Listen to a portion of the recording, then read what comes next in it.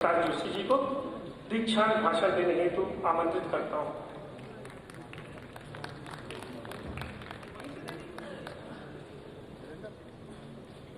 आज के कार्यक्रम की अध्यक्षता हमारी माननीय राज्यपाल महोदया, इस विश्वविद्यालय के कुलपति, हमारे राज्य के मंत्री महोदय,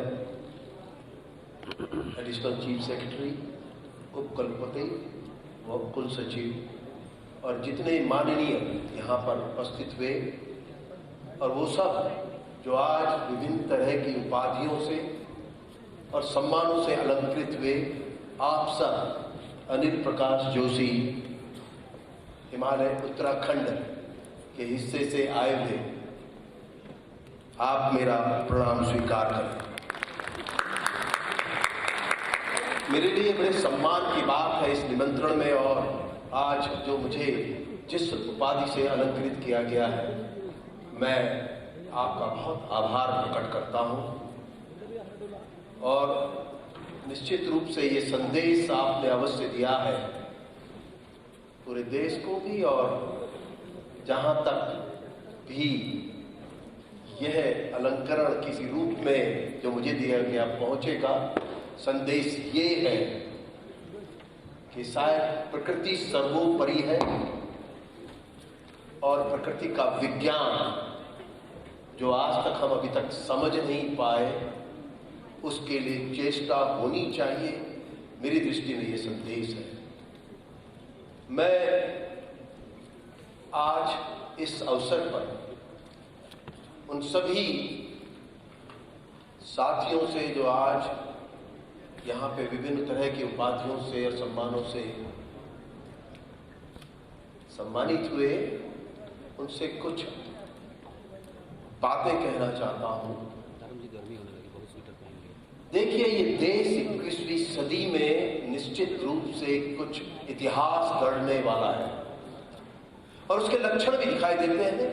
और आप ये तय मानिए, जिस महाकाल कोरोना को हमने किसी भी रूप में देखा हो, भयभीत हुए हो, लेकिन इस देश ने कुछ तो प्रमाण दिए हैं दुनिया को कि हम ही थे दुनिया में ऐसे जहां ये कोरोना उस हद तक नहीं विजय पा पाया जो एक विषाणु करता है। हम दुनिया में कहीं अपने आप को एक नए सिरे से स्थापित कर चुके हैं। यह हमारा भोजन हो या हमारा नमस्ते इंडिया हो, वो सारी दुनिया ने स्वीकारा है। और इसीलिए शायद ये बड़ी चुनौती और दायित्व आप सबके भी है कि आप इस बात के लिए बेहतर समझ तैयार करें, ध्यान रखें कि कभी भी सुविधाओं से कुछ सीखा नहीं जा सकता। जब भी सीखा जाता है, कष्टों से सीखा जाता है। और ये जो दौर था कष्टों का, इसने कहीं इस देश को अलग थलग तो बनाया है, दुनिया में अलग स्थान दिया है। वो हमारा भोजन हो, हमारे व्यवहार हो, हमारा रहन सहन, खान पान एक बार प्रमुख रूप से दुनिया के समक्ष आया है। और इसीलिए मैं समझता हूं कि इस देश में आप उत्कृष्ट शिक्षा प्राप्त करें, और आपने की है। आप न्याय भी करेंगे उस शिक्षा से जो आपको प्राप्त हुआ, आपने शपथ ली है। लेकिन उसके साथ ही एक बड़ा विषय और समय भी है कि हम अन्य दायित्वों के प्रति भी गंभीर हो, और हमारे अन्य दायित्वों के प्रति गंभीरता जताने का एक अवसर यह है कि अगर आप इस देश को देखें, इस देश ने अभी लगातार पिछले एक दशक में अपनी विश्व में अलग तरह की पहचान बनाई है। विज्ञान को लेकर हो, अपनी सीमाओं की बात हो, या जो सबसे बड़ा नारा आज हमारे बीच में है, आत्मनिर्भरता का। और ये आत्मसम्मान से भी जुड़ा। आत्मसम्मान वही महसूस करता है, उसी को लगता है जो अपने पैरों में स्वयं खड़ा हो। आत्मनिर्भर होना है तो इसको दो तरह से नहीं देखा जा सकता।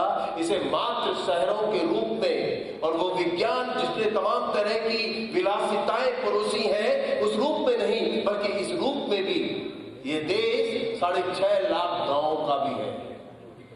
और ये 6.5 लाख गांव भी आपसे अपेक्षा करते हैं, जिनको अवसर मिले हैं इस तरह के उपाधियों के, वो आपसे अपेक्षा करता है कि आप ग्रामोन्मुखी भी हो।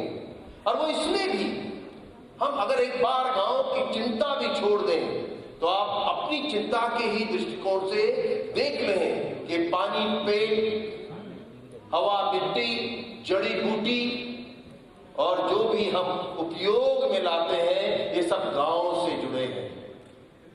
और कहीं ऐसा ना हो कि हम पोलियो के उस मरीज की तरह हो जाएं जिसका ऊपर का शरीर शहर की तरह बड़ा फूला फला हुआ हो और पांव कमजोर हो। ये देश के गांव ही इसके पैर है, इसके पांव है।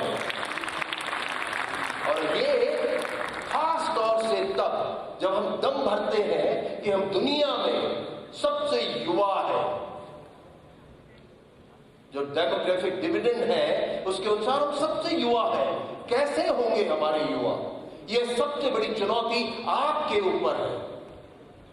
क्या भटके हुए होंगे, कमजोर होंगे, विलासिताओं की तरफ दौड़ते और भागते हुए होंगे, या इस देश को, इस बड़ी चुनौती को सीधे महसूस करते हुए एक समग्र विकास की हिस्सा बनेंगे, चिंता करेंगे। और इसलिए जरूरी है कि आज समय है इंक्लूसिव ग्रोथ का, जो अक्सर हम कहते हैं। और दो शब्द सस्टेनेबिलिटी, ये दोनों शब्दों में गांव, घर, शहर सबको एक साथ जोड़कर देखना होगा। और देश में जिस तरह से हर मिनट में 20 से 25 लोग शहरों की तरफ पलायन कर रहे हैं, ये विस्फोटक होगा आपके लिए भी और हमारे लिए भी, हर रूप में होगा। और ये भी मत भूलें कि जब कोरोना ने पहला हमला किया तो सबसे सुरक्षित सबको एक ही जगह लगी थी, मेरा गांव और मेरा घर। भाग गए थे सब अपने गांव और घर के। सक्षम भी थे, जो मजदूर ही नहीं थे, सक्षम लोगों ने भी सबसे बड़ी शरण उनकी दृष्टि में उनके गांव थे। जहां हमारे पांव थे वो हमारे गांव थे। वो नारा लगा था उस समय। तो मित्रों, मैं अपनी बात इसी बात से विराम चिन्ह दूंगा कि आप अगर इस देश में, दुनिया में अलग इसलिए है कि युवाओं की भीड़ ज्यादा है, युवाओं की शक्ति, जनबल हमारे पास है। और अगर वो सोच और समझ का नहीं होगा तो फिर से भटके हुए होंगे। और अभी सदा है बहुत कुछ, अभी बहुत से रिफॉर्म्स की तरफ हम जिस तरह से बढ़ रहे हैं, आपके दायित्व ज्यादा है ना, शासन, अनुशासन। और अंत में आप एक बात पर जरूर चिंतन करिएगा, विज्ञान पश्चिमी ही नहीं होता, पूर्व का विज्ञान सर्वोपरि है। और जब भी इस देश को गुरु कहा जाता था विश्व का, क्योंकि पूर्व के विज्ञान की पकड़ थी और पहल थी। वेद, शास्त्र, पुराण जो कह देते हैं उसका वैज्ञानिक पहलू, उसकी प्रामाणिकता जुटाने का भी समय है। हम क्यों कहते हैं बहुत सी ऐसी बातें कि हमें ऐसा व्यवहार करना चाहिए, हमें वैसा व्यवहार करना चाहिए, पीपल आम को खरों पे लगाना चाहिए। जब शुरुआत नींव रखी जाती है तो क्या करना चाहिए, ये इस देश में ही है। ये देश का विज्ञान सर्वोपरि है जो प्रकृति पर आधारित था। इसलिए आप किसी भी विज्ञान की चरम को छू लें, लेकिन अपनी जमीन को न छोड़ें। और हमारी प्रकृति ही हमारी सबकी सबसे बड़ी संपदा है। हम ही हैं हवा, मिट्टी, जंगल, पानी को देव तुल्य मानते हैं। दुनिया में कहीं और नहीं पूजा जाता। नदियों को माँ कहते हैं। यहां से शुरुआत है। यहां से शुरुआत करें तो जब भी आप कोई भी खाका खींचें, मैं डेवलपमेंट नहीं कहूंगा, सब विकास शब्द भी 200-300 साल ही पुराना है। इस देश का शब्द था प्रॉस्पेरिटी, समृद्धि, जो सबको जोड़कर अपनी प्रगति तय करती है। तो आप समृद्धि के रास्ते में जाएं, आप अपने को मजबूत करें, घर गांव को मजबूत करें, तब आप एक देश को नए चरम पे ले जाएंगे और अपने जो परंपराएं और विज्ञान अपना था उसके से सीखे उसको आगे बढ़ाने में अगर आप करेंगे तो ये उपाधि, जो विभिन्न तरह के सम्मान आप सबको मिले हैं, इन सम्मानों से आप इस विश्वविद्यालय को भी एक उस प्रयोग के रूप में सबके बीच में ले जाएंगे कि यहां से उपाधि प्राप्त लोग एक अलग थलग रखते हैं पहचान, और उनकी सोच भी है और देश के लिए दिशा बन पाएगी। आप सबको प्रणाम। मैं एक बार फिर माननीय राज्यपाल महोदया को प्रणाम करता हूं, जिन्होंने इस सम्मान के लिए मुझे उचित और योग्य समझा।